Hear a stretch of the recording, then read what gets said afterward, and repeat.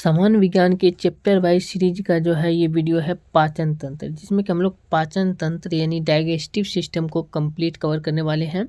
और पाचन तंत्र से जुड़े जितने भी क्वेश्चन बन सकते हैं सारे क्वेश्चन को कवर करेंगे। इसके साथ साथ उत्सर्जन तंत्र को भी जो है कवर करने वाले हैं। तो चलिए यहाँ से देख सकते हैं, पाचन तंत्र को पहले समझ लेते हैं। तो भोजन के पाचन की संपूर्ण प्रक्रिया जो है ये 5 अवस्था में होती है, यानी 5 अवस्था में पूर्ण होती है। पहला जो है ये कहलाता है अंतर्ग्रहण, जो है पहला अंतर्ग्रहण कहलाता है। दूसरा कहलाता है पाचन, और तीसरा कहलाता है अवशोषण, चौथा कहलाता है स्वागीकरण, और पांचवा कहलाता है मल परित्याग। तो ये 5 चरणों में जो है पाचन तंत्र की क्रिया जो है संपन्न होती है। तो इन पांचों तंत्र को जो है यानी जो है पांचों प्रक्रिया जो है इसको अच्छे तरीके से समझने का प्रयास करते हैं। जैसे देख सकते हैं, पहला इसके भाग की बात करें तो पहला प्रक्रिया जो होता है इसको कहते हैं हम लोग अंतर्ग्रहण। पहले जो है पहला प्रक्रिया को हम लोग कहते हैं अंतर्ग्रहण। तो अंतर्ग्रहण किसको कहते हैं, तो लिख सकते हैं कि भोजन को मुख गुहा में ले जाना अंतर्ग्रहण कहलाता है। यदि हम लोग भोजन को खाते हैं तो खाने के बाद जो अंतर्ग्रहण से जो है मुख गुहा में मुख तक जो जाता है इसी को हम लोग अंतर्ग्रहण कहते हैं।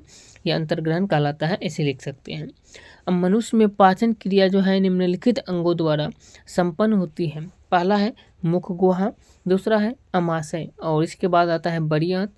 फिर यहाँ पे इस तरीके से एक लाइन से देखिए तो मुख गुहा हो गया, भोजन नली हो गया, उसके बाद अमाशय में, अमाशय से छोटी आंत में, छोटी आंत से बड़ी आंत में, बड़ी आंत से जो है मलाशय एवं या गुदा के द्वारा जो है ये संपन्न होता है इस प्रकार से।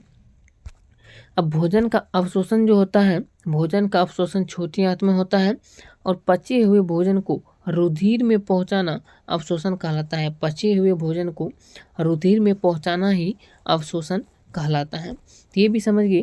तो चलिए इसके बाद जो है दूसरा भाग को जानते हैं। अब इसके बाद जो है यहाँ पे क्या होता है कि अवशोषित भोजन का शरीर के उपयोग में ले जाना ही स्वांगीकरण कहलाता है। तो स्वांगीकरण भी हो गया। इसके बाद अपच भोजन बड़ी आंत में पहुँचता है, यानी जो है बड़ी आंत में पहुँचता है, जहाँ की जीवाणु जो है इसे मल में बदल देते हैं, जिसे गुदा द्वारा बाहर निकाल दिया जाता है। तो इस प्रकार से जो है पाचन तंत्र की क्रिया संपन्न होती है। अब जो है हमारे शरीर जो है, शरीर में कुछ एंजाइम बनते हैं। तो कौन सा एंजाइम जो है किसको किस में बदल देता है इसको समझते हैं। जैसे पहला है टाइलिन नामक एंजाइम। तो टाइलिन नामक एंजाइम जो है यह लार में पाया जाता है, और यह भोजन की मंड को माल्टोस में बदल देता है, टाइलिन नामक एंजाइम जो है।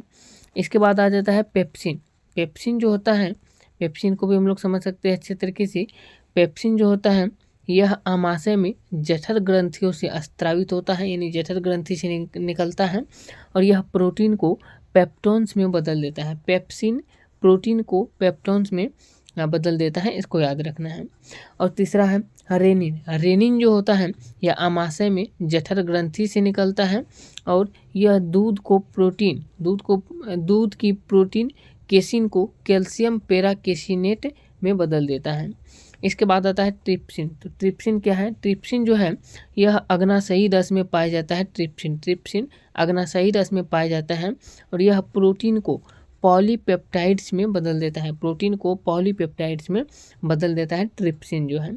इसके बाद आता है लाइपेज। लाइपेज जो होता है यह वसा को वसीय अम्ल एवं ग्लिसरॉल में बदल देता है। लाइपेज वसा को वसीय अम्ल एवं ग्लिसरॉल में जो है बदल देता है लाइपेज। तो इस तरीके से याद रख सकते हैं। इसके बाद जो होता है, इसके बाद आ जाता है अब अगला चैप्टर जिसका नाम है उत्सर्जन। तो चलिए उत्सर्जन चैप्टर को अब अच्छे तरीके से जो है समझते हैं। उत्सर्जन क्या है पहले इसको समझ लेते हैं, फिर इसके जुड़े क्वेश्चन को। जीवों के शरीर में उपापचयी क्रियाओं के फलस्वरूप बने विषैले अपशिष्ट पदार्थों का निष्कासन को उत्सर्जन कहा जाता है। साधारण जो है उत्सर्जन का तात्पर्य नाइट्रोजनी उत्सर्जित पदार्थों जैसे यूरिया, अमोनिया, यूरिक अम्ल इत्यादि के निष्कासन से है। इसको हम लोग ऐसे भी बोल सकते हैं, हमारे शरीर से हानिकारक पदार्थों को शरीर के बाहर निकालने की प्रक्रिया को ही उत्सर्जन कहते हैं, ऐसे भी याद रख सकते हैं। और यहाँ से अगला पॉइंट है कि वृक्क जो है, वृक्क त्वचा, यकृत, फेफड़ा, नाक, बड़ी आंत और मनुष्य के उत्सर्जी अंग है, ये सभी जो है जितने भी बताए अभी। और वृक्क की जो है कार्यात्मक इकाई को नेफ्रॉन कहते हैं। वृक्क की संरचनात्मक एवं क्रियात्मक इकाई जो है नेफ्रॉन कहलाती है। और मूत्र हल्का अम्लीय होता है जिसका पीएच मान 6 होता है तथा पीले रंग का होता है। मूत्र का रंग उसमें उपस्थित वर्णक यूरोक्रोम के फलस्वरूप होता है और यूरोक्रोम हीमोग्लोबिन के विखंडन से बनता है। यूरोक्रोम जो होता है ये हीमोग्लोबिन के विखंडन से बनता है। अब आगे बात करें तो मूत्र में लगभग जो है 95% जल पाया जाता है, 2% लवण पाया जाता है और 2.7% यूरिया पाया जाता है। 0.03% यूरिक अम्ल उपस्थित होता है मूत्र में बात करें तो।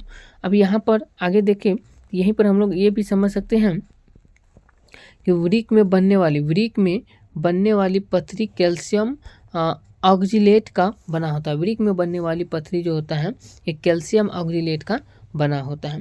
और वृक्क को काम न करने पर व्यक्ति को जो है डायलिसिस करवाना पड़ता है। जब वृक्क किसी भी व्यक्ति का कार्य नहीं करता है तब उस व्यक्ति को डायलिसिस करवाना पड़ता है।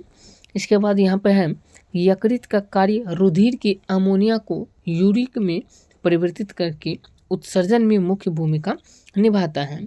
और यकृत का कार्य रुधिर की अमोनिया को यूरिया में परिवर्तित करके उत्सर्जन में मुख्य भूमिका निभाती है। इसके बाद आ जाता है फेफड़े का कार्य जो होता है, फेफड़े का कार्य CO2 एवं जल को जलवाष्प के रूप में बाहर करना जो है ये फेफड़ा का कार्य होता है। और आंत को कार्य अनपचे भोजन एवं अन्य उत्सर्जित पदार्थों को मल के रूप में बाहर करना होता है आंत का कार्य। और त्वचा जो होता है जिसको स्किन कहते हैं, तो त्वचा की श्वेत ग्रंथियों जो होता है ये पसीनों का स्त्रावन करती हैं। तो इस प्रकार से हम लोग जो है सबसे पहले बात करते हैं यहाँ पे जो है 3 चैप्टर को कवर कीजिए। कौन सा जो है अम्ल जो है किस में बदल देते हैं, जो है कौन सा विटामिन किस में बदल देता है, और इसके साथ साथ उत्सर्जन चैप्टर को, पाचन तंत्र चैप्टर को, ये 3 चैप्टर को कवर किए। तो वीडियो अच्छा लगा है तो वीडियो को लाइक कीजिए और इसके सभी पार्ट जो है सामान्य विज्ञान के चैप्टर वाइज का प्लेलिस्ट में है, देख सकते हैं जा करके। मिलते हैं नेक्स्ट वीडियो में अगला चैप्टर लेकर के तंत्रिका तंत्र से जुड़े। जय हिंद।